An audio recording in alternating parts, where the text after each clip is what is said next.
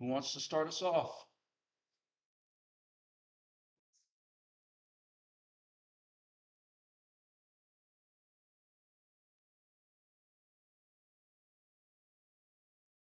Cool party tricks. See if I could do this. Ah, it wasn't as smooth as I thought. Well, I'm doing party tricks. Okay. Can you talk about pelvic girdle rotation, posterior and anterior, Sure. like just how it works? Absolutely. So anterior and posterior pelvic girdle rotation is how the whole pelvis spins relative to the pelvis's planes and axes. So if you remember, the right side and the left side are connected together. I can't do this on the right side, this on the left side, right? Like the scapula can independently do. So it's all about the spin or the pour, depending on how you want to see it. So anterior and posterior pelvic girdle rotation are sagittal plane spins for the pelvis. Regardless of if I'm laying on my side, this is sagittal plane for my pelvis. If I'm laying on my back, sagittal plane spin for my pelvis. So anterior would be as if the pelvis was rolling forward, like a soccer ball. Anterior spin would be like the ball wanting to roll forward. Some people see it as anterior spin as wanting to pour, the pelvis wanting to pour water out. Posterior would be like backspin of the pelvis, front spin of the pelvis. Posterior, anterior. Anterior with, in this case, trunk extension. Posterior, in this case, trunk flexion. So anterior and posterior pelvic rotation, sagittal plane rotations of the pelvis, and you're either rolling forward or rolling back, or pouring water out the front, or pouring or stopping water out the back. Trunk flex and all posterior. No, I don't have to. I don't have to move my trunk at all, right? So that's why I don't like necessarily the rules. It can be, but I can have anterior and not have any trunk stuff, or I can have anterior and have trunk flexion if I'm trying to tie my shoes, right? So it's just in this example, when I have posterior and I don't want my I don't want my trunk to go along for the right here, I would flex to keep my center of mass over my base support. So it can happen, it's common, but when my feet are on the ground, my trunk is independent to move however it wants. And sometimes the anterior works with the flexion if I'm trying to pull weeds or do functional tasks.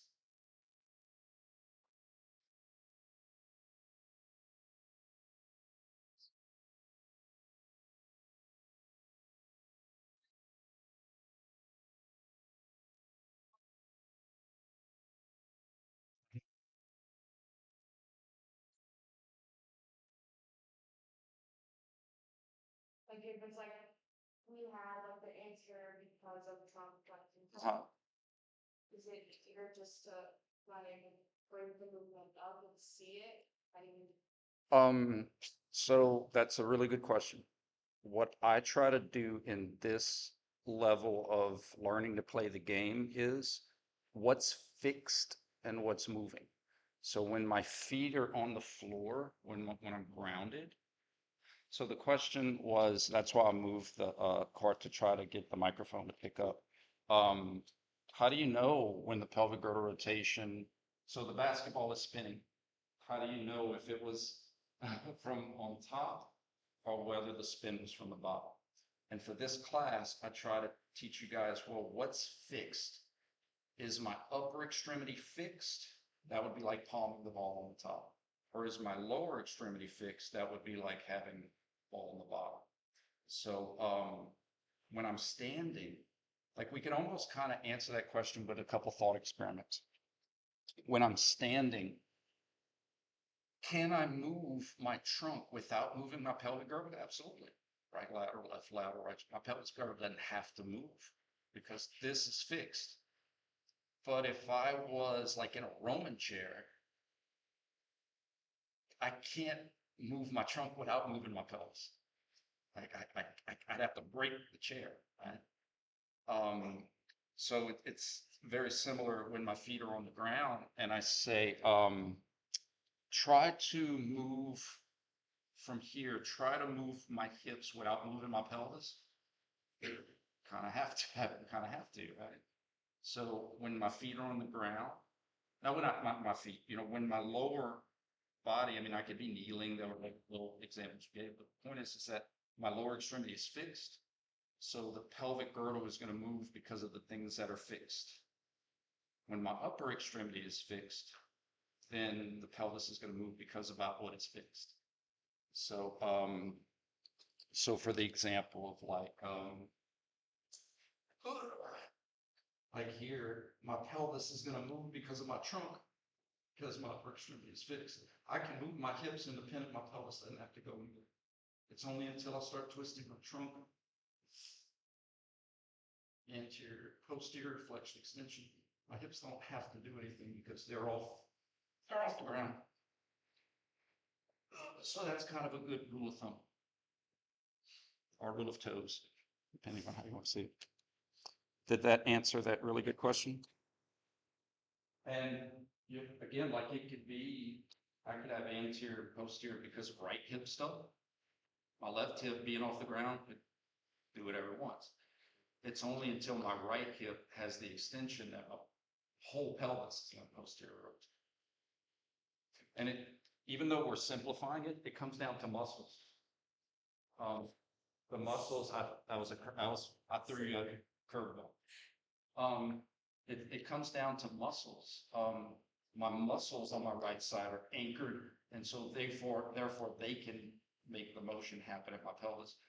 My left leg muscle around, so they can't make my pelvis back up. Mm-hmm. Can you give an example of either internal, external knee rotation? Knee? So the answer is yes, but the knee is very limited to the kind of examples I could give, right? So I'm gonna do it, but you're gonna be like, dude, we've seen those before. And I'm like, yeah, there's not really many we can do. So I will 100% do it, but I just want you to know, like, because it's a modified hinge, it has motion, but it's not like huge sweeping range of motion. It's just enough to give some so that you don't blow your knee out of it. So it looks like it's moving in this category. It would look like this.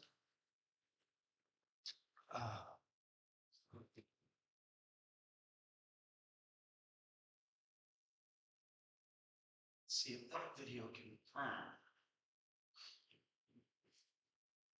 I'll tell y'all the story why I say that. I'll tell you the story after I answer this question. Bilateral external, bilateral internal. Notice hip would be like this, internal and external hip. That would be like my femurs going. This is just literally my tibia and the fibula going along for the ride. Bilateral internal, bilateral external. This is actually two different motions, even though it maybe looks like the windshield wipers are doing the same, right? Okay. The illusion happens when your feet are on the ground because we are taught motion from the perspective of the most common type, lefty loosey, righty tighty, from the cap. We never are taught motion from the bottle because we rarely open the bottle because of moving the bottle, right? But in the human body, we move the bottle just as many times as we move the cap. So internal and external would look like this.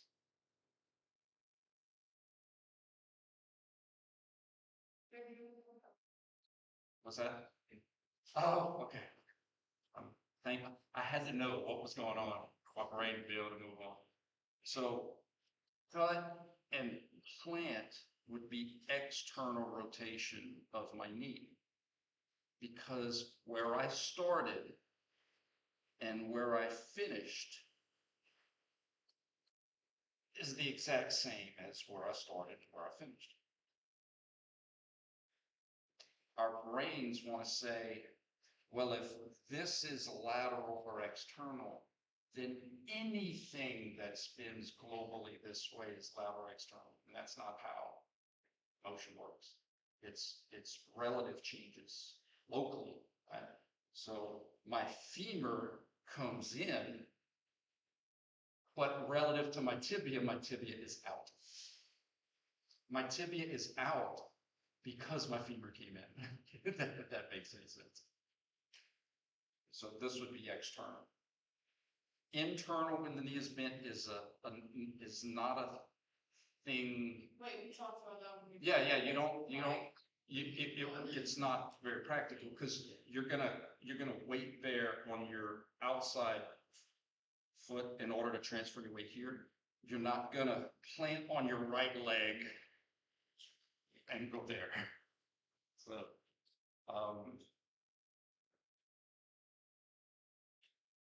did that answer that? Good job.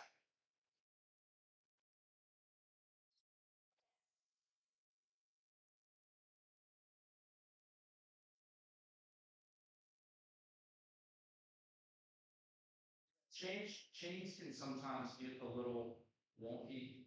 So for our class, it's just, is it on the ground or is it off the ground? And it's a good example of the cap and bottle, the flippage, because door would move about the wall and open, but the wall would move about the door and closed. Open, closed, but we don't add the open or closed into the verbiage of the motion. So in other words, I wouldn't say, this is right ankle open plantar. Again, it's the motion is the motion. The joint itself, the articulation of multiple bones, doesn't care if the talus moves about the tibia and the fibula, the tibia and the fibula move about the talus, doesn't care. So it is though a teaching tool to try to explain why things might look different, but they're still the same. But just for the purposes of this, open's just off the ground, more traditional looking movements. And then closed would be, and it doesn't even have to be on the ground, like, if I get technical, let's say, like this would be closed chain, not upper extremity, because my hand are fixed and I'm moving the pieces about fixed distal.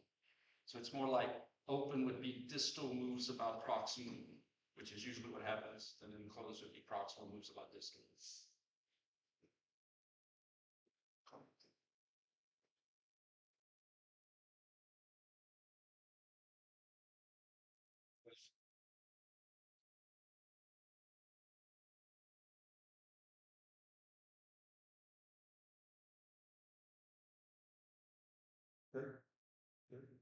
So radial ulnar joints. This is not wrist. Right? So that's important. This is radial ulnar joint wrapping and unwrapping. So I'm in a supine, supinated position here. Right radial ulnar joint pronation, right radial ulnar joint supination. Has nothing to do with my wrist. This is still right radial ulnar joint pronation, right radial ulnar joint supination. Has nothing to do with my elbow. This is still right radial ulnar joint pronation, right radial ulnar joint supination. I taught you the thumb rule. If the thumb is lateral, if the lateral part of my hand is lined up with the lateral part of my arm, I'm supine. If the lateral part of my hand is lined up with the medial part of my arm, I'm prone. Does that make sense? So the thumb is always lateral. But if the lateral thumb is now in the middle of my arm, I have to be wrapped that to be prone. So the thumb rule is a good landmark to kind of see where you're at in some of these, different kind of examples. But they all follow the same rules of motion. Where am I at? Where did I go? How did I have to move to get there? So even if I give you some of these weird examples, you're like, well, where's the thumb? Is the thumb medial? I have to be wrapped. Is the thumb lateral? I have to be unwrapped. So we never want to use landmarks in the room. We never want to say, oh, palm is up, so I must be super, right? Because my palm could be up and I could actually be wrapped. Thumb is medial, right? So we always want to use these local landmarks to try to, see where we're at. Who had another question? Yeah. Yes. Is there just to try to potentially funnel it down, is there any particular examples that you would like to see more than others? Just all of the.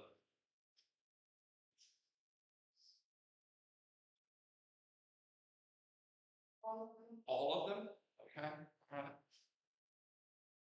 I'll do as many as I can. Look, this is on Tuesday night when you just need a little sugar hit, right? So someone actually did the research experiment, how many licks it takes to get to the center of your moving numbers. Triaxial ball and socket. From anatomical, we can move 6 ways. We have into fetal, out of fetal, flexion and extension. We have frontal plane, which is like lateral flexion, lateral extension. We call that abduction, and abduction is to not get confused with the sagittal. Then we have lateral or external, medial or internal. Has nothing to do with my knee. This is still lateral external. This is still medial internal. Okay.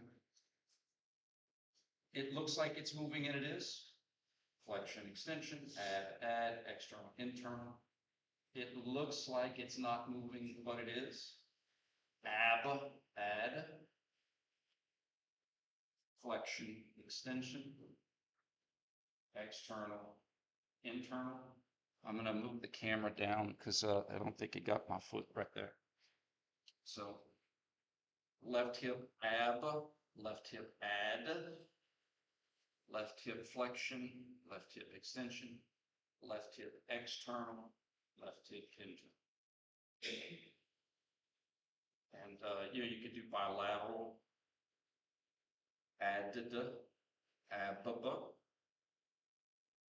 bilateral flexion, bilateral extension, left hip internal, right hip external.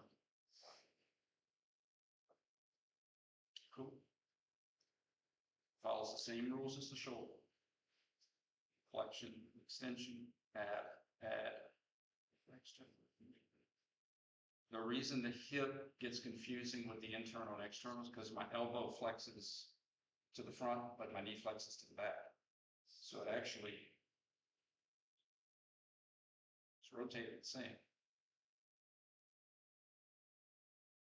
But because this flexes forward and this flexes back, I think the analogy in class would be like, if I rotated this PVC pipe, you'd say every point is spinning the same. It's spinning from your perspective clockwise, right? Well, this top part goes to your right, while the bottom part goes to your left, while it's still spinning the same. Does that make sense? It's the same thing that's happening here. It's the same spin, but you get tricked by seeing the top part go one way and the bottom part going the other way, because your minds have only been trained to think linearly and translatory. And I'm trying to get you guys to see rotary rotationally. But that's the big catch, is that we want to make everything linear.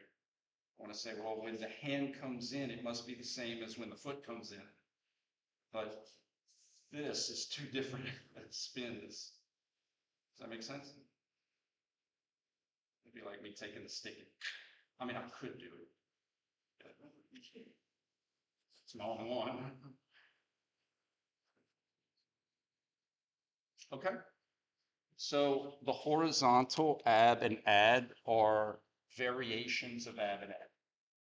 So you can only have 6 ways of motion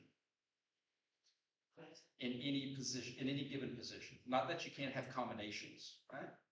But if I'm here, if I'm in anatomical position, we're going to use shoulders because this is a lot easier for me to move it. From here, I can't horizontal AB and AB. I'm on Interstate 10, so I can't travel on I-20 if I'm on I-10.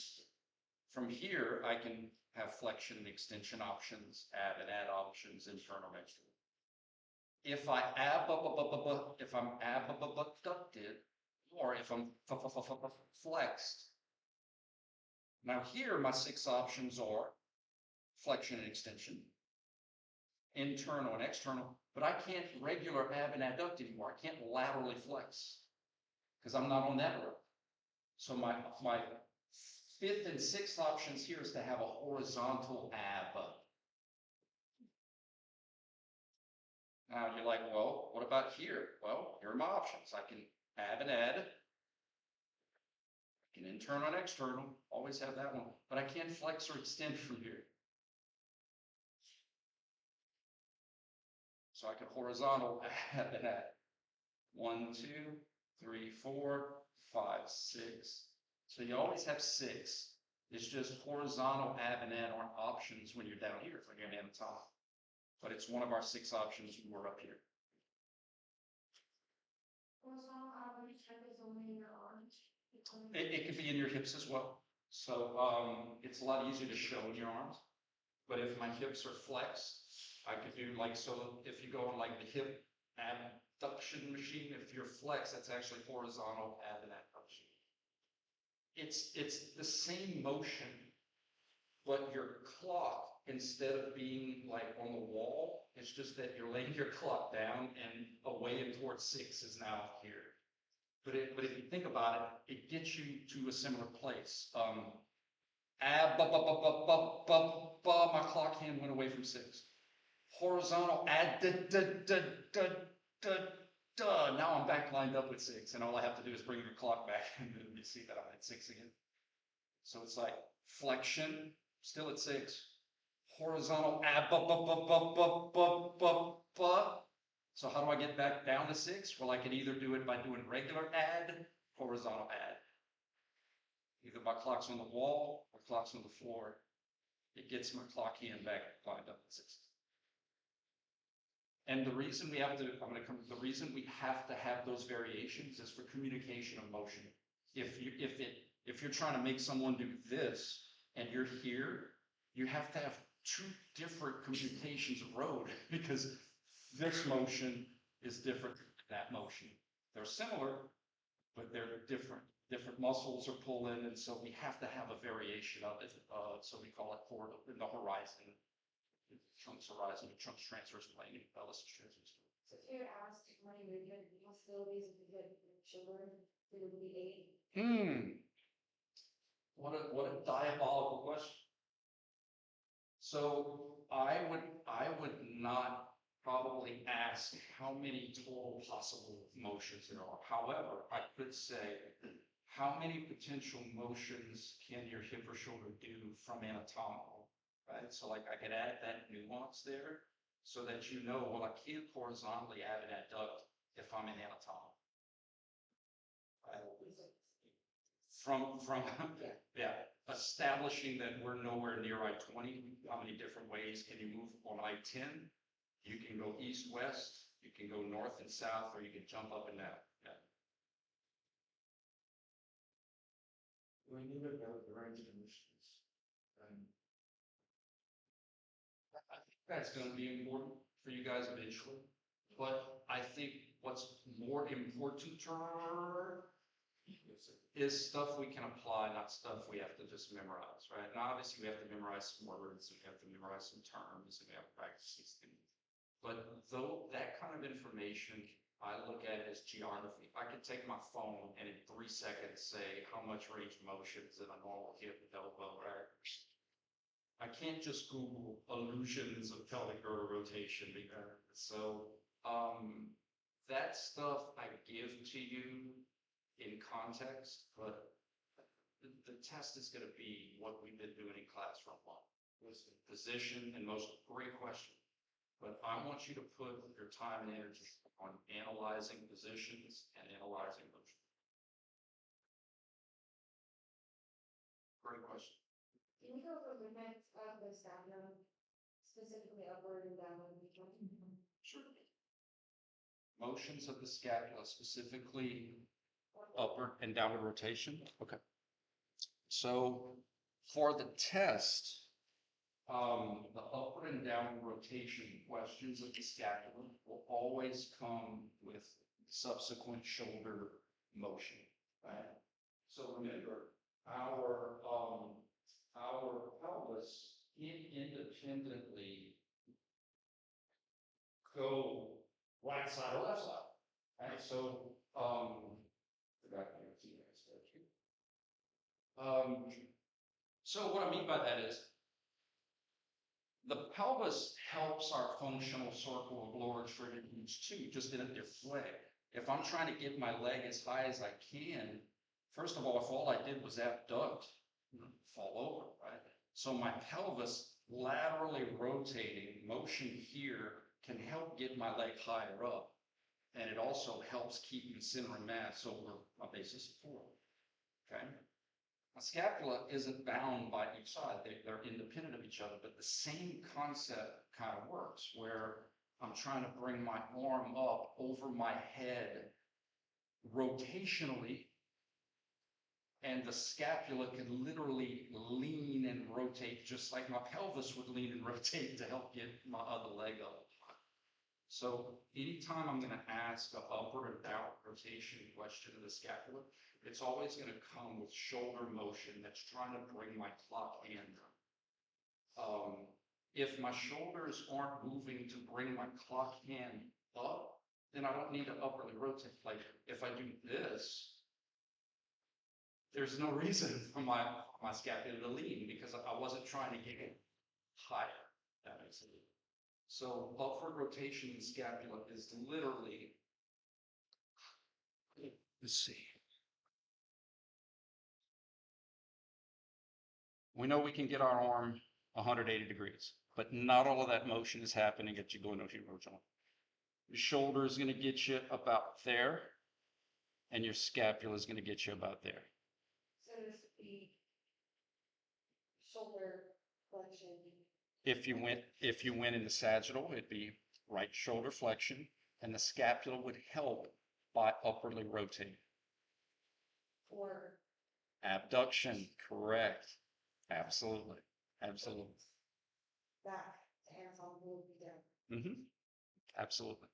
And that's what, when I introduce you guys, it's always telling a teacher, well, not some teachers, but I look at teaching as an art and a nuance, and I try to adapt to my crowd. I try to adapt to the students and use analogies. One of the reasons I try to give the concept of the scapula working with the shoulder is, again, so that we don't think that this was all shoulder. Right? The scapula is going to reposition the socket so that we can get up over the top of our head. And how it does that is that upward rotation. It would be elevation too. I didn't say it would, but the elevation and depression can happen independently of me having to flap my arms. Right? So for elevation and depression, I can do that without the shoulder stuff. It's when I do this that the scapula really needs to lean or reposition. And that's actually why I introduced you guys to the concept before I said ab and ad. It was like some people call this lateral flexion because you're literally getting eventually to the same place where you have the abduction and the external rotation. So, again, if you think about it, whether I bring my arms up frontally or sagittally, I'm getting my arms up, and so therefore the scapula is going to accommodate in the same way. Good questions. Did that answer that? Yeah.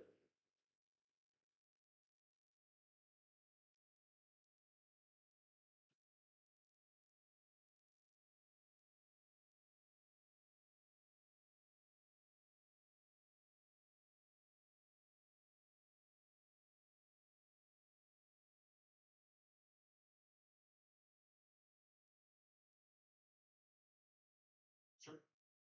So, how I taught shoulder rotation was if you asked, this is our right side and this is our left side of our bodies. And if you asked a child, hey, spin to your right, they would probably follow their right arm, spin this way, spin to your left. A side of a side, that's where we use lateral and medial, right? Because the right of my right is a different part of my arm than the right of my left. So laterals and medials are mirrors of each other. Hey, right arm, spin laterally. Hey, left arm, spin laterally. It'd be the same spin. Spin laterally, spin medially. And lateral is the same as external, and medial is the same as internal. But I like starting off with lateral and medial because it follows the same principle. Spin to your right, spin to your left. Spin laterally, spin medially. External, internal, external, internal, internal, external, internal, external, internal, external, internal. So the long bone, the humerus, is doing the exact same thing. The humerus has no clue that it's in your frontal or in the root sagittal. The humerus is just like, dude, I'm doing this or I'm doing this. The true MVP of class. So internal, external, internal, external, internal, external. It doesn't matter that I'm flexing my elbow. External, internal, external, internal, external, internal, internal.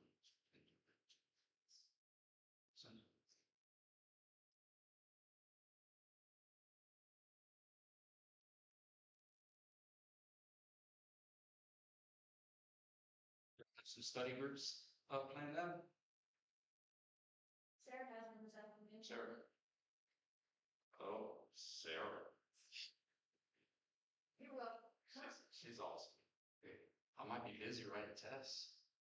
I'd love to come to the party, but I got work to do. I mean, you can. I'll bring the text if you know. I smell a trap.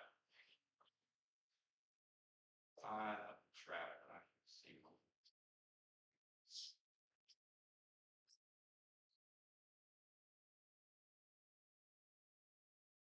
Now, like I told you guys for your first test, will some questions be tougher than others? Yeah, but they won't be anything we haven't done. And the key thing is, gotta make your shortcuts. I'm gonna give you some that are literally just, and more than anything, we have to make sure we get those right. You know, if I'm going over a test with someone and you get all of your basic ones right and you miss some of the more complex ones, it's understandable. But if we're missing the basic ones too, there's only so much I can do. And I mean, that's where I'm. But it happens all the time. Glad it's not crime. So good. Anybody else? How are we doing on time? Just you go over inversion protection gas one that says. Okay.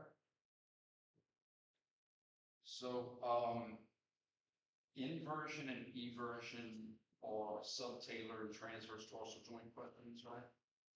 And although they're gliding joints and you can have different glides in different places, for this class, we're looking at how would all the dorsal bones glide together one way and how all the dorsal bones would glide the other way, right?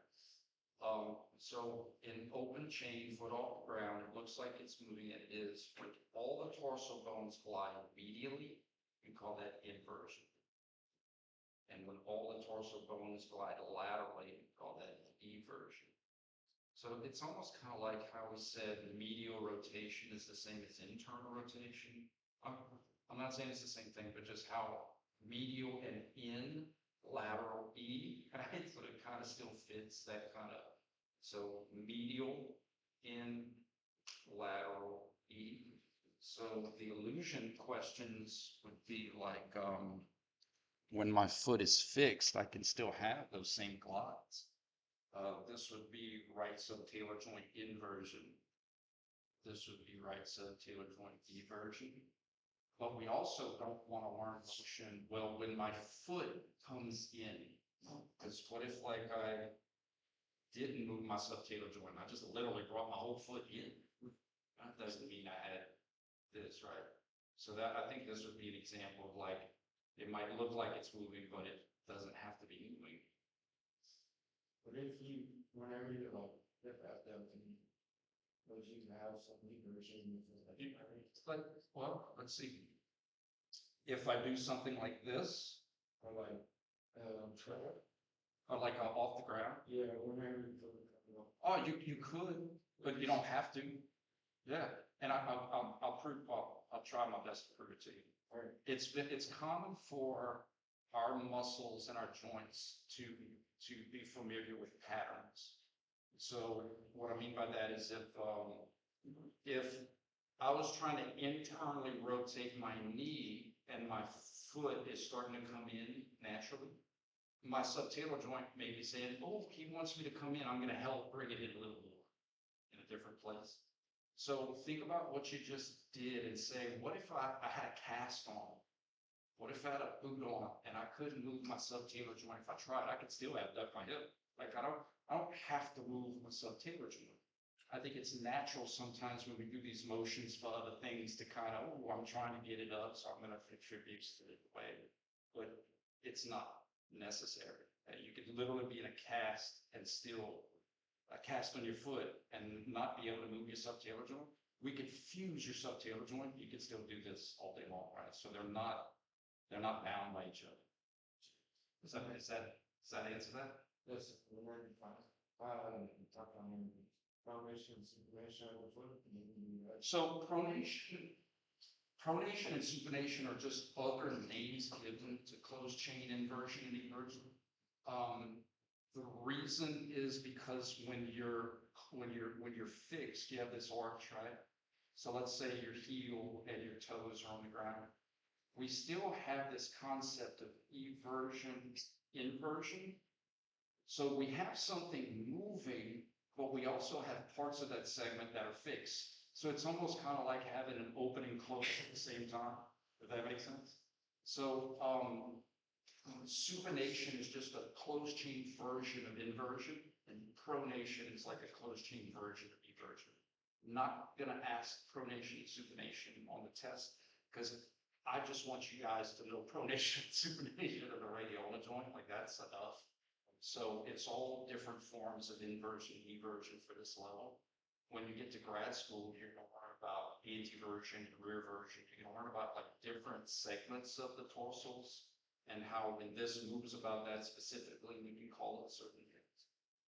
But for this class, it's just kind of like how the fish in Finding Nemo, they all swim up or they all swim down, how do they all contribute in.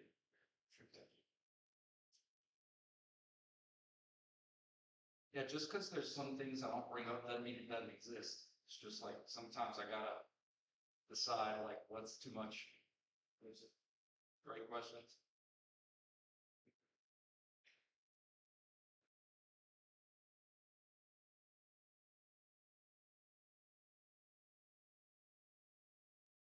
Bet y'all was saving all your good questions for Sarah.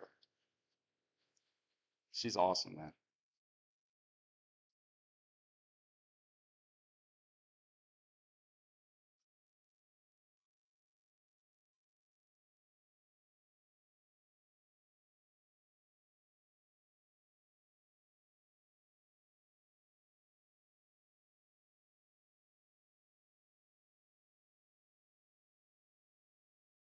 How about we do this? How about we review or we go over together all of the different joints that y'all are responsible for?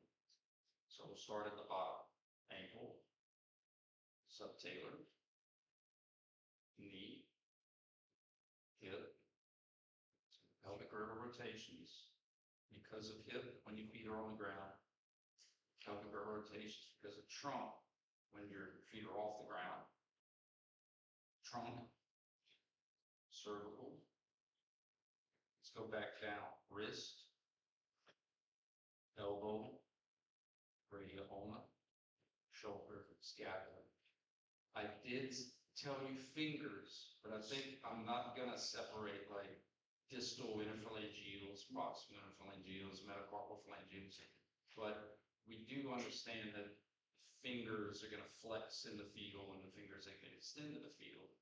And I taught you to use that as a reference to help you see the wrist flexion and extension in different radial positions. Because again, what we do not want, I do not want my students to say flexion is when the fingers go forward. Because I mean, I can pronate and flex when my fingers go back. It's nothing to do about forward and back. It's did my wrist get more in the field or did it get less in? And one good rule is to follow the fingers. Fingers will show you the flexion of the wrist.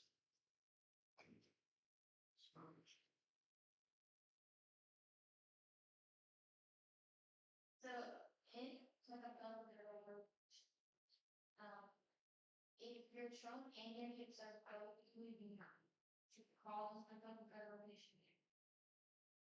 Are the trunk and hips going to move up, give it to your taller thing, like you can flex the one's gonna extend thing. No, This is how I want you to think of it. I want you to think of it as there's only one thing responsible for making the pelvic girdle rotate. So if I did something like this, it wasn't hips and trunk.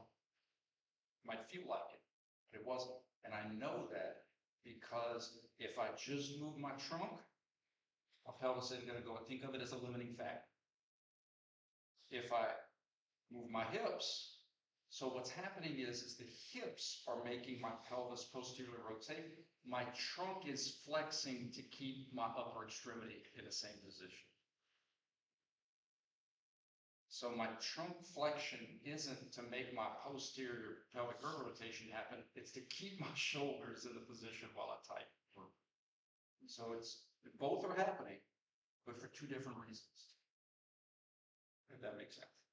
so only one, and that thing from whatever one is correct.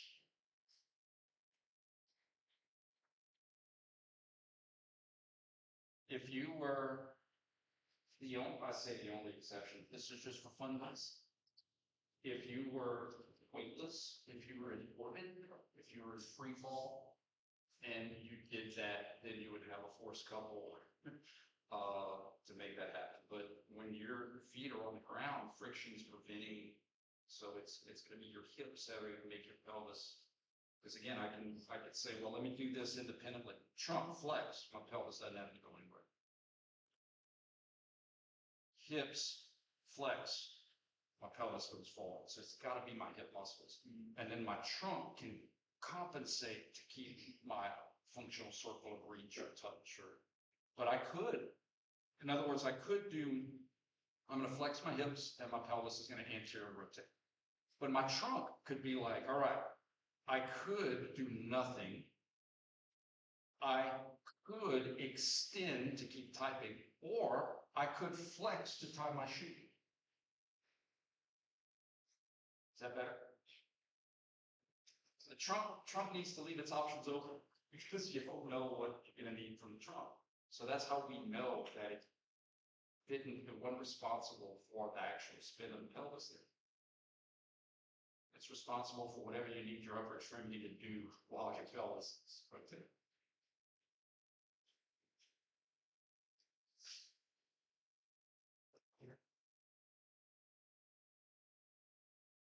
Good. Last call. All right, guys, y'all get some studying.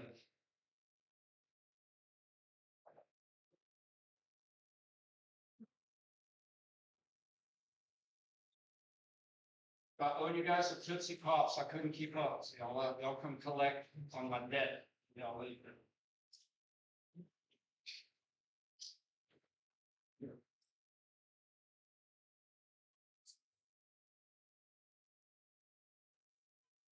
Great questions today. Thank you.